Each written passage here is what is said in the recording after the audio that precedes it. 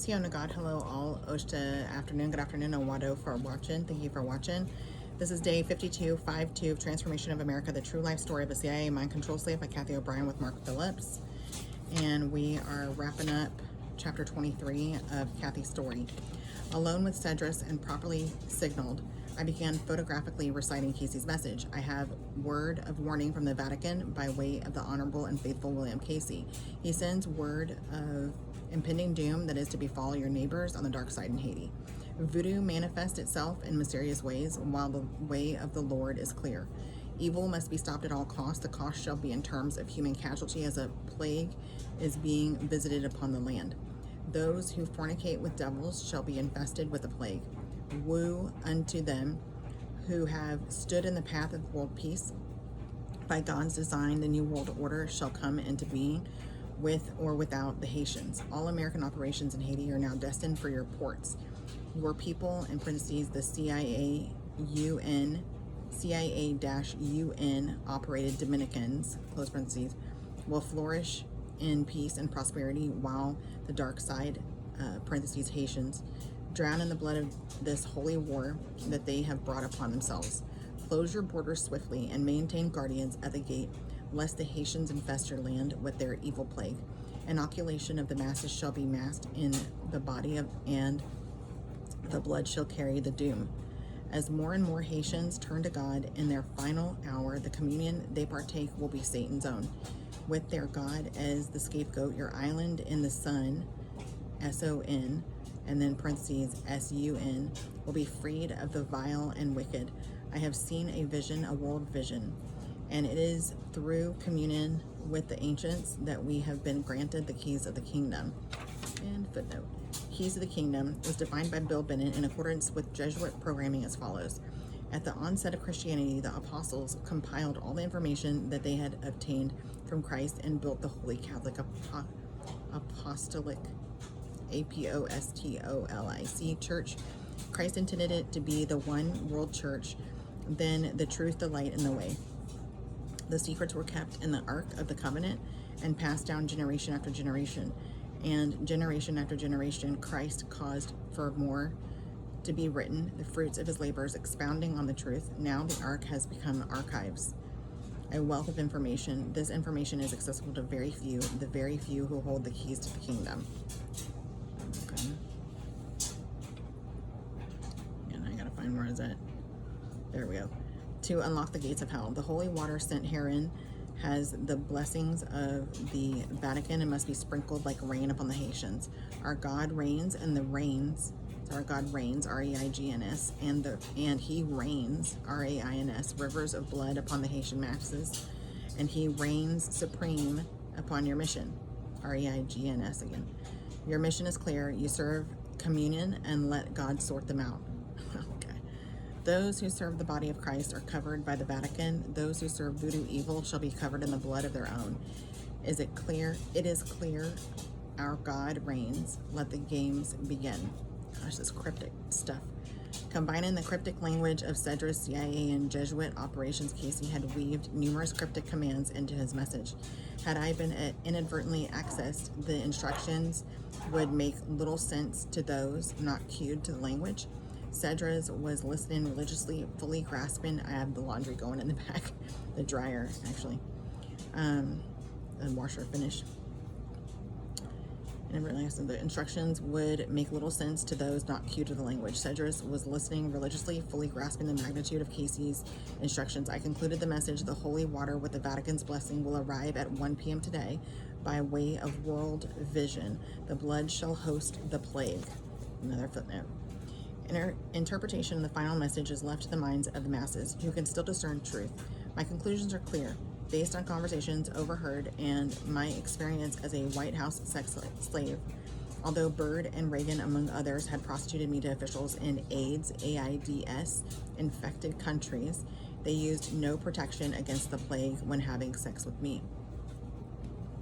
Which makes me wonder if she had been controlled to not allow diseases to function in her own body, which shows you the power of the brain. But anyway, I was relieved to depart Cedric's presence without being subjected to his usual perverse sexual brutality. This would be someone else's job this time, as my program trance was maintained until I delivered Casey's message to baby Doc Duvalier, Duvalier, on the dark side of the island in the sun, SON.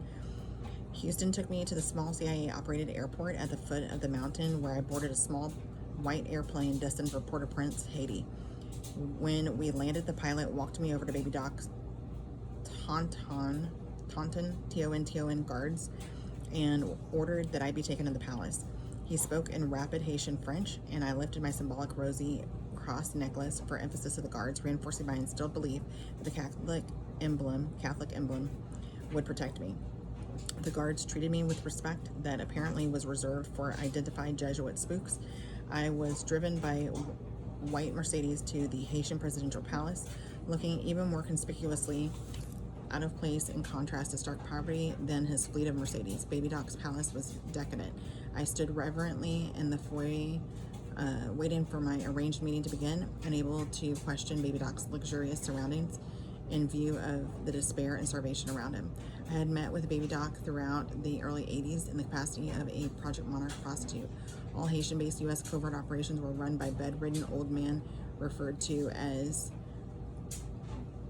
Ol Charlie, who resided at the El Presidente Hotel until his death in the mid-80s. During my tenure as a mind control messenger and prostitute in Haiti, I had been forced to attend a voodoo ceremony for my, in parentheses, and others. Traumatization purposes, I was ordered to perform oral sex on baby Doc as his dark windowed Mercedes slowly proceeded through the crowds of Haitians on their way to the ritual. Okay. With my Haitian missions previously established with old Charlie for business and baby Doc for prostitution, my meeting baby Doc for business was unprecedented. What brings you here? Baby Doc spit the words at me in English. I had been led into his library by 3 armed guards. I have no need of a Catholic whore. Baby Doc's applicable knowledge of the English language was limited by his intellect, whereby an aide filled the need for an interpreter as I delivered Casey's message.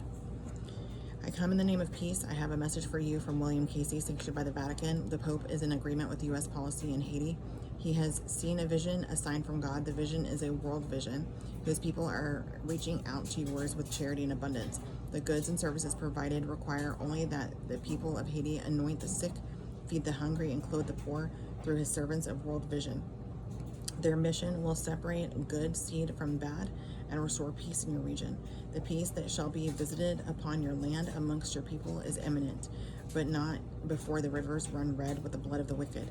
The vision is plague, and your people will fall in the streets pleading for mercy, and you will not be here to hear it.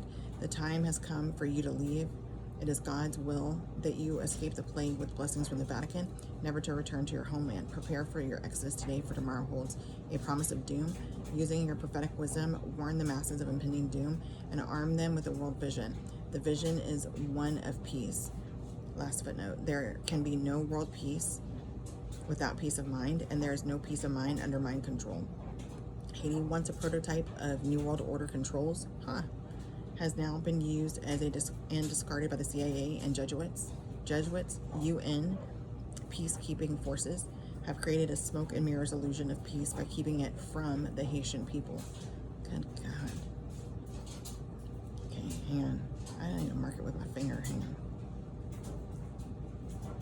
Pause this real quick.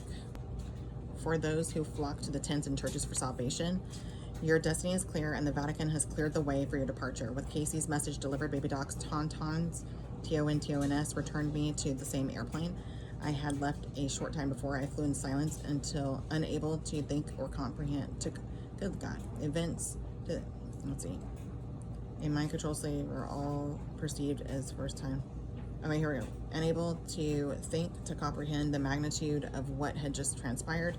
Events to a mind control slave are all perceived as first and last times. Therefore, Casey's instructions that I would depart Haiti, never to return again, seemed business as usual to me. Flying over the mountains that separate Haiti from the Dominican Republic, I noticed the gentle people below bathing in waterfalls toilessly washing their bright clothes on the rocks and primitively hauling goods the baskets balanced on their heads.